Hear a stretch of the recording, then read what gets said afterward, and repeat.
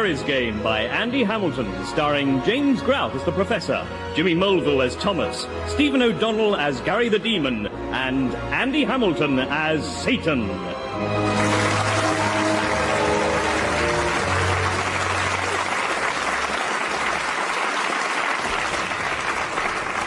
Foul throw. Oh, come on. It was. Are you questioning my authority? Well, no, but... Who are you again? A demon. And who am I? Satan, Lord of Darkness. And King of Demons, thank you. Now... That's not fair. Look, Gary, you know the rules of Throw the Priest as well as I do.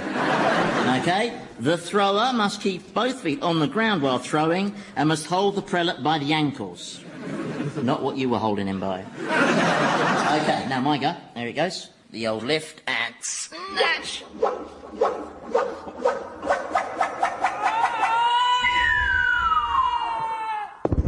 Yes! Oh, look at that. Well, that's not fair either.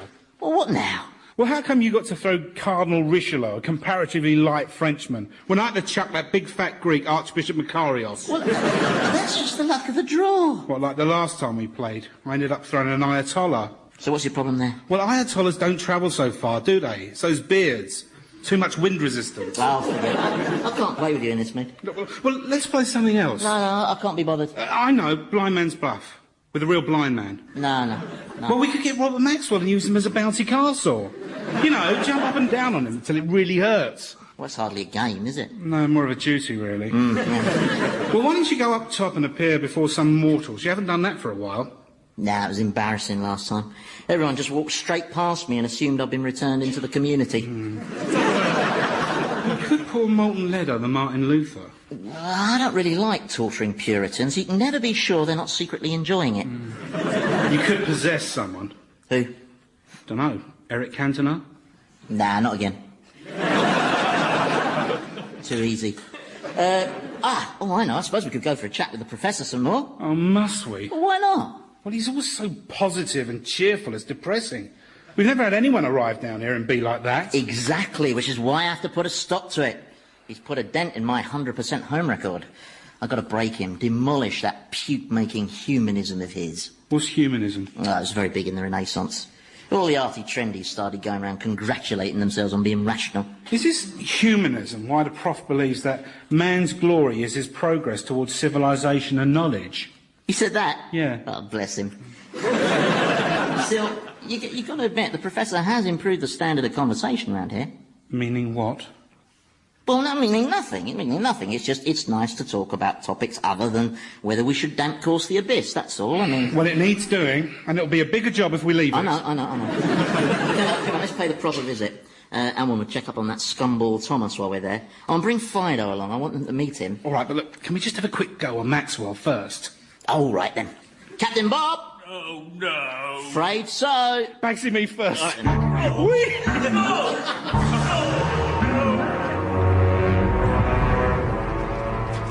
You see, Thomas, the great wonder of life is that we never know the full answer. There are no certainties. In fact, the more we investigate the fantastic complexity of the world around us, the more we realise that nothing is ever quite what it seems. Oh, good. So I'm not being bored rigid by some egg-heady old fart. Allow me to illustrate. And I'm not really in hell thanks to a road crash caused by the aforementioned egg-heady old fart? We've been over that before. I was simply observing the speed limit and you saw fit to deliberately bump me from behind. I hate you. If you weren't already dead, I'd bloody kill you. But that's what I mean. How do we know we're dead and in hell? It only seems that way. Now, I was going to illustrate. Now, what's this I'm holding up? Spoon. And what are the characteristics... Where did you find that? Well, it was just lying over there in the corner. Now, what are the characteristics of this spoon? It's metallic, stiff, the most inanimate of objects, wouldn't you say? And yet, this spoon is composed of countless jiggling atoms, and inside those atoms, inconceivably tiny particles, electrons, neutrons, gluons, quarks, are whizzing around at unimaginable speeds, absorbing, emitting, and exchanging huge charges of energy in a vibrant pattern of dynamic waves. So you see, this apparently inert spoon is, in actual fact, a maelstrom of perpetual movement. Well, of course it is. I know that. Well, the point I'm making is that we can never fully trust our perceptions. For instance, when you were in your mother's womb... I never did that. Not once. That was an unfounded rumour. I'll sue. I meant as a baby in your mother's womb. Oh, right, yes. Yes, of course, yes. Now, as a fetus, you would have perceived the world as a dark, solitary place, warm, full of liquid, where you were fed intravenously through a pink tube. But every baby suddenly discovers that this world is, in fact, a huge, cold, brightly coloured place, where you breathe air and eat solids through your mouth. One world gives way to another. But the fetus can't know of the world that awaits it, any more than a quark knows that it's inside a spoon. Give me that spoon. Yes, of course. Suddenly it all becomes very clear to me. Oh, good, I'm glad. I can dig my way out with this. While you were spouting all that gibberish, I was thinking I could use this spoon to dig an escape tunnel. Escape to where? Well, who's to know? I mean, you're absolutely right. We shouldn't accept things at face value. There could be all sorts of rational explanations for this place. I mean, maybe we've been kidnapped by students for Rag Week. Who knows? And who's to say the living world isn't just a few feet above us, eh? Maybe there is hope if I dig hard enough. I don't think it is part of a ragweed stunt, and I'm not sure tunnelling your way out is possible. With me, Professor, anything is possible. Oh, yes, I can well believe that. They said it was impossible for me to bribe my way out of those drink driving charges, but I managed it. And they never found out where I buried the lollipop lady either.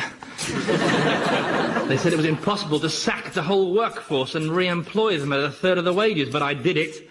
That's the kind of can-do guy I am. Nothing daunts me. Oh God, it's him. Professor, we got something very interesting to show you.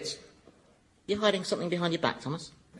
No, your most evil magnificence. Pray, what's this interesting thing you have to show us, prince of all you survey? Gary's got it. Put it on the floor, Gary. Get that disgusting jellyfish thing away from me. Please, Fido is not a jellyfish. Jellyfish don't have rows of sharp teeth like he's got. What is it? Well, you know how man's evolved from ape-like creatures, which probably evolved from small mammals? Mammals which were descended from a marine creature? Yeah. Well, this is it. What? Well, you don't mean it. The marine creature, yeah? Man's ancestor. He's a 6-foot-wide amoeba, basically, except that he's got a gaping mouth, stinging tentacles, and the ability to spit venom at his prey. Cute, isn't he? It's vile. Oh, and he can jump 10 feet, I forgot. Down, boy! So what you're saying is we all started out as this creature, and then slowly we evolved upwards into human beings. Well, I'd quibble with the use of the word upwards, yeah, but basically that's it. Yes, in fact, genetically speaking, a part of every human being's DNA is the same as this little fella's. As much as 60% if you're Scottish. He's fascinating. If only Darwin could see this. Oh, we've shown it to him. We didn't so much show it to him as sort of let Fido attack him, really. Well, I'm quite prepared to accept that it is an ancestor of ours, but of course it dates from before the crucial and most defining evolutionary stage. Hey? Well, it clearly belongs to a class of coelenterods, and as such it has a primitive nervous system of sorts, but it has no brain, no intelligence. What are you talking about? It was bright enough to attack Thomas. The crucial factor was the development of the mammalian brain. That's what led to the miracle of the human mind, and thus to man's intellectual development. And where exactly would we find evidence for this intellectual development? Well, I know. It's in the minds of those sad buggers who spend every waking hour in the newsagents queuing for lottery tickets. Yeah, when statistically they could get shorter odds than Richard and Judy winning the mixed doubles at Wimbledon. Yeah. Is that where we can find this intellectual development? No, but... Or perhaps it's in the mental processes of the even sadder wankers who find the internet exciting. The internet is exciting, actually. I rest my case. It's a fantastic boost to human communication, if you must know. For instance, the other week, I accessed this really interesting newsletter. It listed all the jokes in the TV series Bottom that include the word arse. Wow. Exactly. You see, you just can't find that sort of stuff in books. Look, I know it suits your argument to land on these banal examples, but the triumph of the human spirit that I'm talking about can clearly be found in, say, the inventiveness of Leonardo da Vinci, or the poetry and insight of Shakespeare, or the instinctive theories of Einstein. OK, hold it right there. You're coming with us. Come on, Gary. Come in. Hey, whoa. You're not leaving this revolting, slimy thing here, are you? Well, why? Does Fido bother you? Yes, he does. He's creepy and disgusting, and worst of all, he's somehow vaguely familiar. All right, I'll take him with me. See you later. Want to bet? This spoon is my ticket to freedom, pal. Oh, yes, I'll confound them all once again. Nobody holds me hostage, and no, sir. They'll see Thomas Quentin Crimp will triumph yet... Oh, sorry, I bent me spoon.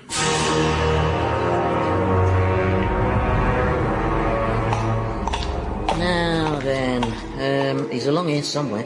Who are those poor souls down there? The ones moaning and gnashing their teeth? Oh, Lloyd's names. Well, what are you doing to them? Nothing, they always make that noise. Now, don't get too near to Fido, Professor. He's not really suitable for a pet, you know, Gary. Why not? Well, partly because he's not house-trained, but mainly because he's a carnivorous mutant amoeba. And he looks stupid on that lead. Here we are. Oi! Renaissance man, you got company. Leave me alone. My God, it's Leonardo da Vinci. Who wants to know? I recognize you from your self-portrait. Really? Oh, yes, it's a wonderful likeness. I'm a great admirer of yours, Mr. da Vinci. I've seen all your paintings and those fantastic anatomical drawings and... Well, I know it's a cliché, but I still find myself transfixed whenever I look at the Mona Lisa. Oh, yeah, that bitch. Well, the smile that you captured, it's astonishing. It just draws you in. All I asked her to do was to show a bit of cleavage just to make the thing a little more commercial, but would she? No, miserable cow. The Professor here feels you embody the grandeur of the human spirit, Leonardo. Isn't that right, Professor?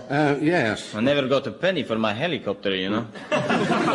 Sorry? I drew a design for a helicopter, with the rotor blade and everything. Did I ever see any royalties? No frigging likely. Well, I mean, great artists rarely get the reward they deserve, you know. Well, you can say that again. The jobs I created in Florence for stonemasons and scaffolders, and did I get a thank you? No, sir.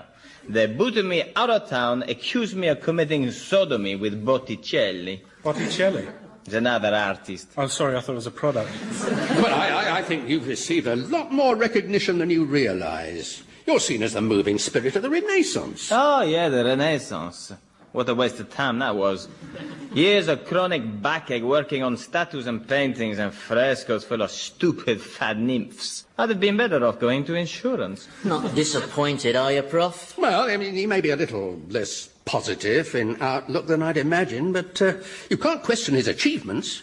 And I really don't think you've discredited my thesis in any way. Gary, fetch the bard, will you? The bard?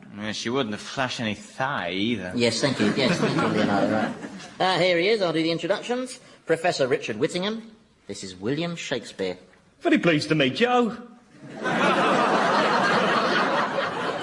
This is an enormous honour for me. Yes, it is rather, isn't it? Oh, yes. Because I'm the greatest writer in the English language, you know. Yes. Hey, what's your favourite show of mine, then? Well, I think I'd have to say Hamlet. Oh, yeah, that was a great show, wasn't it?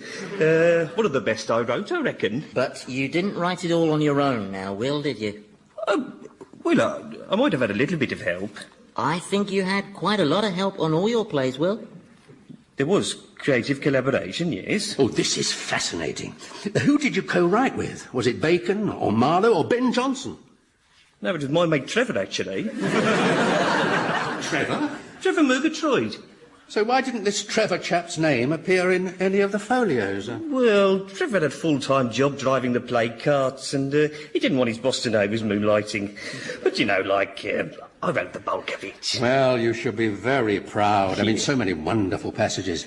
Oh, that this too solid flesh would melt and thaw and resolve itself into a dew. Yeah. Did you write that? Resolve itself into a dew.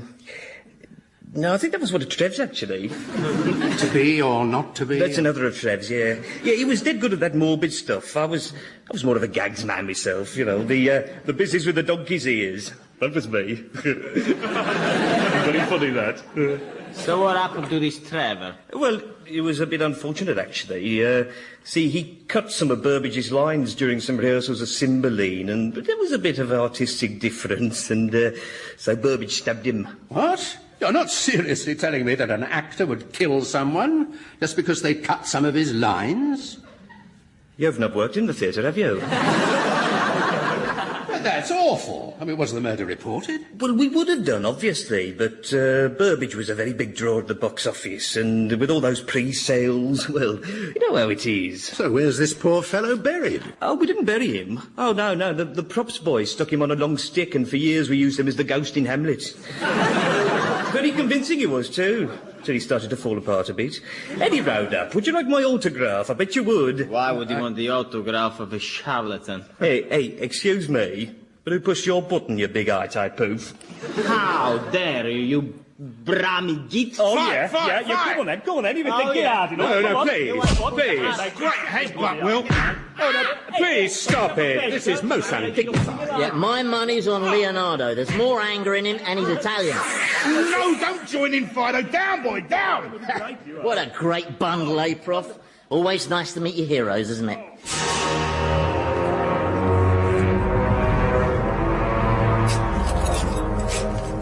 Come on. You can do it. Keep digging. Prove them all wrong again, all the snipers and the doubters and the backstabbers who keep making out you're paranoid. Hello? Anybody there? Get out! Go on. You can't come down here. This is my escape tunnel. Yes. Good grief, this tunnel must be 500 yards long. It's pretty impressive with just a spoon, eh? Look at the state of you. You're covered in cuts and grazes. You better stop for a rest. Rest is for wimps. Oh, but Thomas... Look, will you just leave me alone? Can I do anything to help? Yes, you could stop breathing. Your spoon's bent. I'm aware of that, thank you. Do you like Shakespeare, Thomas? Nah, that's for attention seekers strutting around in tight at taxpayers' expense. Why? Oh, nothing. I just met him, that's all. But I didn't actually meet him. No, the sublime individual we know as Shakespeare was butchered by his leading man and then used as a prop. His satanic majesty took me on a tour of my heroes. Leonardo da Vinci was a whinger. Mozart just rolled on the floor having a tantrum. Still, it was nice to meet Alexander Fleming. Though it was something of a disappointment to learn that he was driven to discover penicillin because he couldn't face telling his wife he had the clap. I don't know. Who could imagine that so many great minds could be so small? Well, what are you so bothered about? According to you, this whole experience is just one big illusion, isn't it? Yes. Are you sure I can't help? Positive. You just watch. You see, you're one of life's watchers, whereas I'm a doer. This isn't the only tunnel I've dug, you know. There are others, decoy tunnels, to confuse the enemy, throw them off the scent. Perhaps I should booby-trap them. You don't think you're getting a little obsessive about this? You've been talking to my wife, haven't you? No. Yes, you have. That could have been her talking. Don't you think you're being a bit obsessive? It's only the parents' egg and spoon race after all. Is it really necessary to take amphetamines? But I won, though, didn't I? By 4.5 yards. She never understood about me being a winner, you know. No. You have to compete every second of every day just to stay ahead. And it never stops. Never. It's like being a hamster in a bloody wheel, and the wheel just keeps turning faster and faster. All right, let it all out. You have a good cry. I'm not crying. Winners don't cry. It's just I'm allergic to spoons. Oh, right. I see. Can you see that? See what? Down there, the end of my tunnel. It's getting brighter. Are you sure? Of course I'm sure. When I get out of whatever this place is into whatever is up there, I'll send you a card. Right, thank you. You'll know it's for you. It'll be addressed to Loser. For let us not forget, vengeance is mine, saith the Lord. Oh, this one's a biggie. Hallelujah, yes indeed. There he goes. We can run from his sword of wrath, but we can't hide brothers that know he's watching us. Hallelujah. Great throw, Gary. Yeah, but just a fraction short of my winning distance. Hard luck. Yeah, well, that wasn't fair. Sorry. Well, you recorded that winning throw with the Tibetan child priest. He was a very big child priest. Can't you control that stupid thing? Don't get him upset. You've made him fall off his perch now. Where are you off to? Well, by my reckoning, our professor is hovering on the brink of the precipice of despair, so I'm just going to give him one last push. Back in a bit. Yeah, back in a bit. I don't know, boy. He spends more time with that professor than he spends with us, doesn't he? Are you hungry, my lovely? Are you? Would you like a bit of Robert Maxwell? Would you? Come on, then. Come on. Not too much, though. You'll be sick.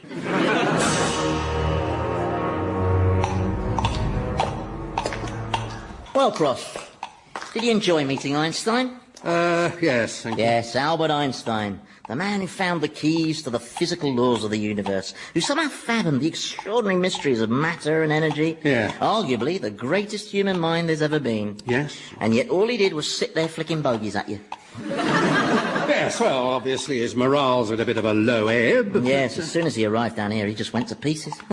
See, time may be relative, but eternity isn't. Well, you can't take away his achievements. He revealed the true nature of the universe. I want to show you something. Hold tight. What's happening? Where are we going? Up top to the world you left. There, we've arrived. Well, this doesn't look very familiar. Where are we? We're inside a nuclear reaction. What? I've shrunk us, one of the perks you get when you're a supernatural being. We are now the size of subatomic particles, and we're parked slap bang in the middle of a nuclear chain reaction. Duck! Oh, they're a bit nippy, those electrons, aren't they? This is wonderful. I've studied the theory of these things all my life, but to actually see nuclear physics in action. Ooh, that was a good one, all sparkly. For years we wondered whether they are tiny points or waves or strings, and they are all of these things. Look, they just keep changing. Protons and electrons, and this is fantastic. What's that funny-shaped one there? Well, you know how things always go wrong at the worst possible moment? You know, something solid lets you down, like your key snaps in the lock or your foot goes through a floorboard? Yeah? Well, that's what causes it. It's a particle that whizzes around deliberately colliding with all the others. It's a troublemaker, basically. Well, that's absurd. These things don't exercise free will. Excuse me, could you just move to one side, please? I'm aiming for that proton. Yes, of course. They talk! Yes, they talk. Well, they argue, mostly. You know, over who should fuse with who, falling out all the time. They're very temperamental. Amazing. It's funny, isn't it? All that time as a scientist, you were looking for some idyllic order and symmetry, and the truth is, the universe is powered by conflict and vandalism. Bit of a letdown, eh? Not at all. We got the basic components right, and that was Einstein's glory. Without his genius, man might never have gained access to this world. Yeah, come on. We better go before the explosion. What explosion? Well, this is all happening inside an atomic bomb. Only a small one, mind. Good Lord. It's a secret underground test by the Chinese. Then they're going to sell the technology to Saddam Hussein or use it to nuke the Marsh Arabs. What? Well, he was going to gas them again, but the British had run out of parts, you know, and you're only as good as your supplier, aren't you? If you don't believe me, I can arrange for us to watch it being discussed at one of Saddam's cabinet meetings. Though they're not as much fun as they used to be. He's run out of relatives to shoot. He used to get through 2 or 3 per session, but... Can we go, please? I've seen enough. Oh, there goes the bomb. Nice to see Einstein's work being put to such practical use, isn't it? Come on. Witnessing atomic explosions from the inside always gives me a bit of an headache.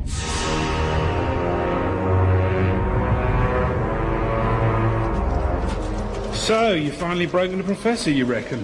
I think so, yeah. He went very quiet on the way back. Yeah. I don't think we'll be hearing any more of that triumph of the human spirit bollocks. You must be well pleased. Well, I thought I would be, but, I don't know. Still, you'll be spending less time with him now, eh? You should have seen his face when he saw all those atomic particles there. He was full of, what do they call the emotion? The one where they have that strange, sloppy smile that looks like someone's stolen their brain. Joy? That's it. Hey, I'm glad I'll never go through that, eh? Oh, who needs it? Not us. By the way, I lost Fido. Oh, I'm sorry. What happened? Robert Maxwell ate him. Oh, no.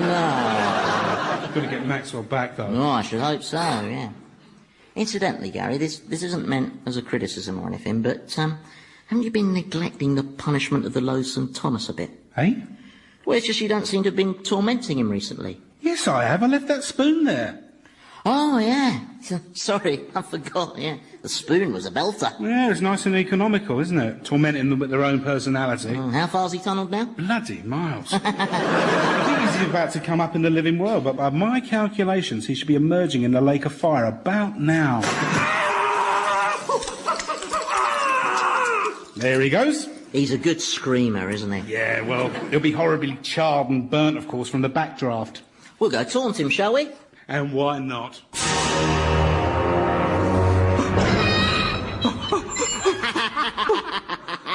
Look at his face. It's like Al Jolson. Hey, Thomas, you found out what that light at the end of the tunnel was then?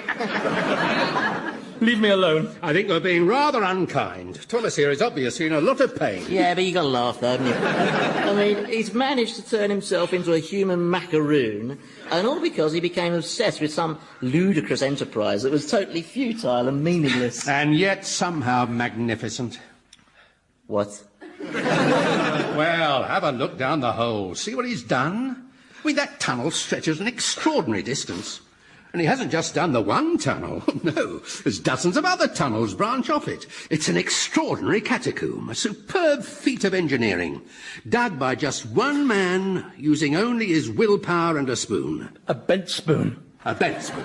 And all right, the end result might have been abject failure, humiliation and third-degree burns, and okay, so he did it for stupid, selfish reasons, and yet you have to admit there's something heroic about it. Something that testifies to the unquenchability of the human spirit. Don't start that again. No, I have to admit you shook me with Leonardo and Shakespeare, and Einstein and his bogies. I'd always thought of them as great men, but I realise now no men are great. That's right, all men are equal. Equally crap. But there is greatness in man. Oh. And Thomas here has given us a glimpse of it. He's shown that it's not what we achieve, it's the aspiration to achieve it. The desire to attempt the impossible. That's ultimately the triumph of the human spirit. You're just being cussed now, you contrary old... boss. No, he's deliberately trying to wind me up. He knows he's talking complete garbage. He's just trying to rile me because he knows I won the argument. And so he's pretending to find some spiritual significance in Thomas, the human turd here. Take it easy. I will not take it easy. I am Satan, and I am allowed to get very cross. And I'm extremely cross now, as you will probably have realised from the flames shooting out of my mouth. And I...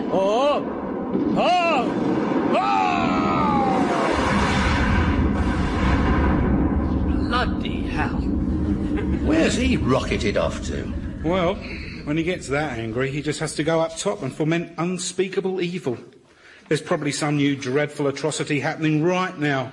It'll be the first item on News at 10, and it's all your fault. Still, nice to see him back to his old self. I'll catch you later, boys. I'm off to watch Robert Maxwell being spit roasted by 200 Daily Mirror pensioners. Are you all right? Oh, yes, I'm hunky-dory. I love having my flesh hanging off me in blackened lumps. Of course, not that I should worry about that. Sorry? Well, you were saying earlier that we shouldn't necessarily trust our perceptions to tell us what is real. Oh, yes, indeed. This might not really be hell, you said, an observation which prompted me to start tunnelling, as I recall. Still, it's a fascinating question, whether there is such a thing as objective reality. Isn't it just? Yes. For instance, how real is this spoon? Who can say? It looks real. It feels real. Ow! It sounds real. But is it? Is that nosebleed you're having real? Or indeed the nose?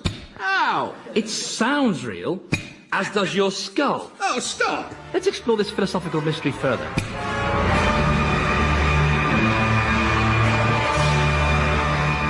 Old Harry's Game featured Andy Hamilton as Satan, James Grout as the Professor, Jimmy Mulville as Thomas, and Stephen O'Donnell as Gary, with Philip Pope and Michael Fenton Stevens. The programme was written by Andy Hamilton and produced by Paul Mayhew Archer.